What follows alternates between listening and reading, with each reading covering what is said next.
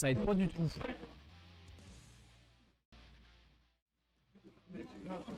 La sauce, la sauce, la sauce, la sauce.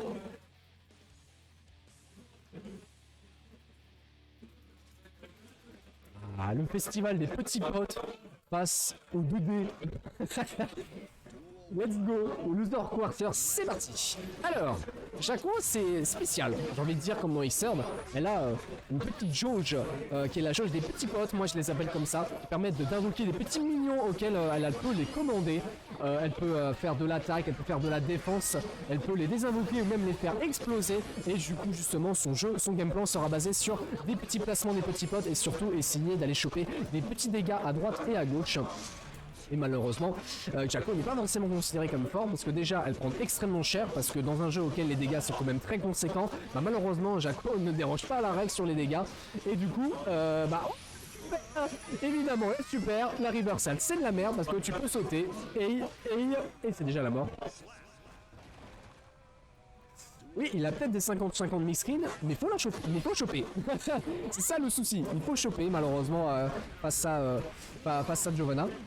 Et donc du coup on va devoir quand même un petit peu subir, même si on va s'enfuir tranquillement de camp avec un cross-up. Et là ça peut être le festival, malheureusement on n'a pas eu le combo avec justement les fameux Zidane, les coups Zidane que je les appelle. Ce gros coup de pied qui peut être utilisé justement pour dire va là-bas aux petits potes, pour essayer justement de bien les placer, même si on peut aussi les lancer après les avoir invoqués. Et ce sera du coup une ouverture directe sur l'utilisation justement de la jauge d'attaque.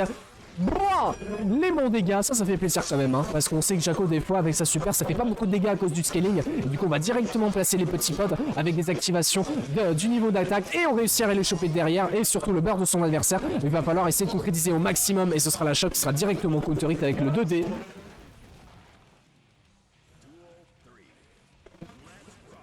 Le plaisir est plaisir, avec déjà le frame trap avec le 2D, on va pouvoir placer tranquillement le petit pote, viens ici, et là justement le 50-50 est ici, et on n'a pas voulu tenter, et le 5D sera quand même bien gardé, mais directement bursté au niveau de la punition. On va placer encore une fois les petits potes, qui réussissent encore une fois à gratter au maximum la meilleure Giovanna d'Europe, je ne veux rien savoir, avec les frame tracks qui sont toujours bien gardés, même si malheureusement on n'a pas forcément l'avantage positionnel. Le zoning est très bon hein, pour Testarossa, même si le décalage se closesse en entière, et Théma la défense de Jaco, ouais, bah dis donc. Et on va réussir à s'enfuir du quoi. Et encore une fois cette closesse qui est entière. Même si on a eu de la chance, hein, parce que... Ah non, le backdash sera directement catché avec l'OTG de derrière. Aïe. Et 1-0. Le festival des petits potes, il commence un petit peu à se mettre en place. Mais malheureusement, on devra concéder le premier set. Avec déjà direct un très bon gambit à passe de 5K, 5K d'OD et le petit pote qui va récupérer derrière. Malheureusement le petit pote qui disparaît extrêmement tôt et donc du coup on va pas pouvoir profiter pour essayer de schmixer son adversaire. Même si... Ouais non, c'est un peu dommage, que le petit pote reste pas forcément très longtemps. 2K 2D très classique, on va balancer le petit pote avec une Zidane et les deux petits potes vont être plutôt pratiques avec le festival, la super qui sera directement placée, la super qui permettra du coup de presser au maximum son adversaire avec les petits potes et ce sera du full frame trap et directement la fin de ce round. Les super qui buffent les petits potes qui sont tous très intéressants, surtout celui d'attaque puisque ça permet de presser vraiment au maximum. Chimie, Mamacita, Théma les dégâts, c'est inexistant, mais au moins on garde toujours l'avantage positionnel et surtout on a une barre qui va directement utiliser le festival. Le festival, attention à la barre de risque, parce qu'il y a un 5D et ça peut être la mort. Non, malheureusement, hein, on a réussi à bien garder pour Testarossa et du coup on se fera catcher directement le backdash. Il va falloir quand même bien se défendre et c'est le Sodé qui va passer. Aïe. Théma les dégâts. En seulement 2 touches, alors que Jaco, il fallait les chercher hein, les dégâts, hein. Il fallait les chercher. Oh, et le 2D qui va pouvoir passer, il faut réussir à tuer. Malheureusement, on n'a pas voulu mettre la super pour essayer de tenter le bait du burst. La garde est plutôt bonne hein, sur la dive, surtout que derrière on a eu un cross-up. Et le 2D qui est un peu comme le 2D de Giovanna, puisque ça peut faire entière à certains moments. Et 1-1 du coup pour tester, 1-1 du coup, 1 partout du coup.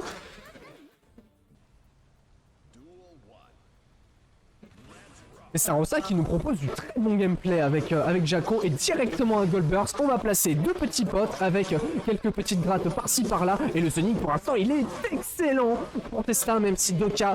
Et directement la super malheureusement. C'est nul.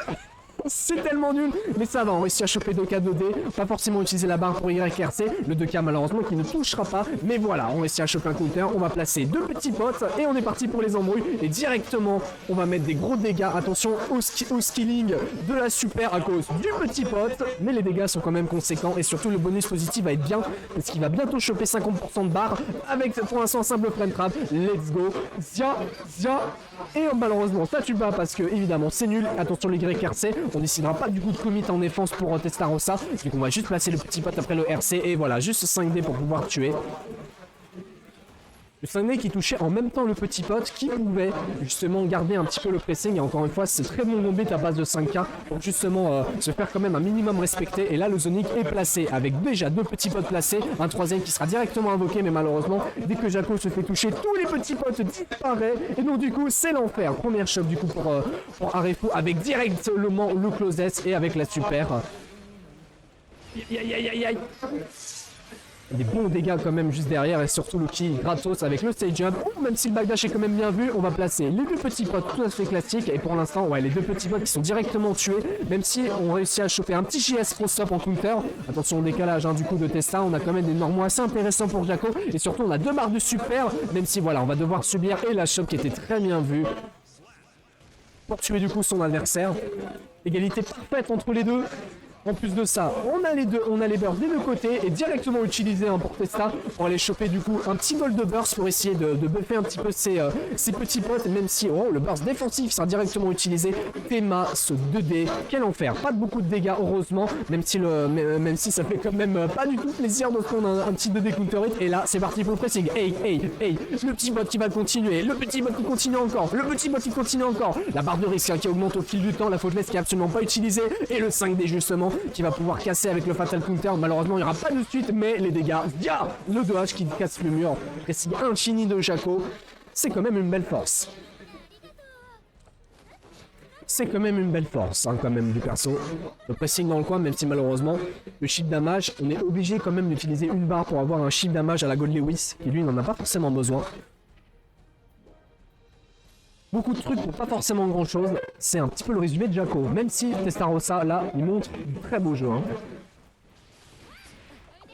Avec déjà encore une fois des petites touches, et son zoning est bien. Malheureusement il a voulu tenter, il a voulu tenter justement d'activer. Ouh ça va faire mal ça. Ouh je dis ça va faire mal. On a voulu appeler un petit pote, et on se prendra du coup la dive juste derrière. Moitié de barre. Moitié de barre sur une erreur.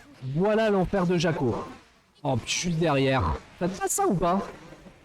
Ah ouais, l'aspiration, 2 ouvertures, voilà. Littéralement, Littéralement, 2 ouvertures, et Jaco, elle est morte.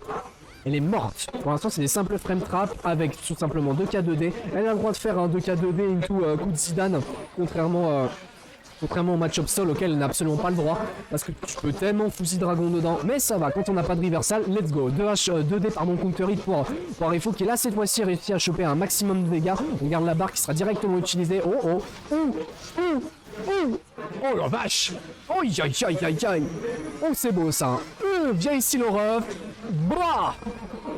Et ça fait mal Ça fait mal, dis donc, avec une petite barre, le plaisir, avec du coup le petit setup, avec 2K qui ne touchera pas. La double touche, c'est plutôt profitable pour Testarossa. Le bleu RC qui sera directement utilisé. Le petit, on va essayer de placer les petits potes. Le R2R qui est plutôt bien pour Arefu, même si là, ça va être compliqué pour Testarossa, malheureusement. Il n'a pas beaucoup d'options, et ce sera un 5H qui sera directement bursté pour Testarossa. On réussit à placer les petits potes, mais malheureusement, le backdash sera directement catché. Et si tout se passe bien, ça tue. Hey.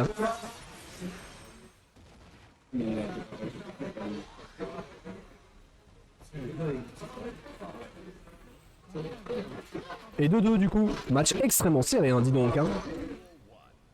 Match extrêmement serré. Quel plaisir de voir Jaco quand même. Il y a le plaisir. Et déjà directement un burst utilisé pour éviter de se prendre des petits combos sympathiques à base de données counter hit. Oh par contre le dragon entière, ça joue à street côté Arefu, même si là malheureusement le zoning est toujours aussi bien maîtrisé pour Testarossa, avec un saut H du coup qui permettra de mettre son adversaire dans le coin. Et là ça peut être le vortex parce qu'on a 2 barres. Non ça va, on va devoir subir, on va réussir à placer un cross-up avec directement un YRC, décalage 2K 2D. Et là c'est là c'est l'enfer. Ça c'est le petit 50-50 qui fait plaisir. Le petit bot. Ah non, on n'a pas pu le punir malheureusement, ce YRC, mais ça va, on réussit à aller choper des petits dégâts avec des... Oh, avec une récupération magnifique derrière. Tu sens quand même la maîtrise du personnage, hein. Balle de mage du coup, directement 6P hein, pour éviter les embrouilles pour Arepo. Et on s'enfuit du coin même si on va devoir sacrifier une mise au sol. Et surtout un crosseur, oh là là, on n'est pas dans une bonne situation. La airshot qui est très bien vue avec potentiellement un petit 5D gratos. Non, on va pas continuer le pressing. Et encore une fois la airshot et qui sera directement confirme.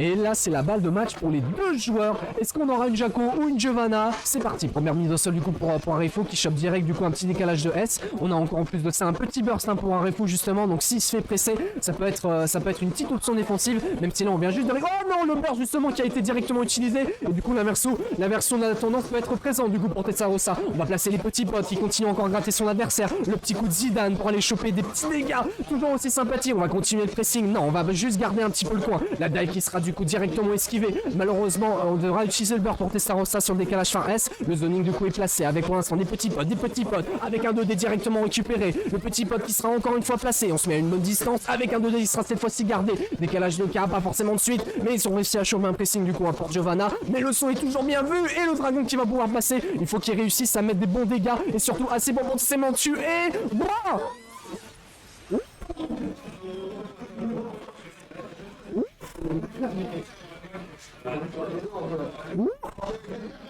Mamacita.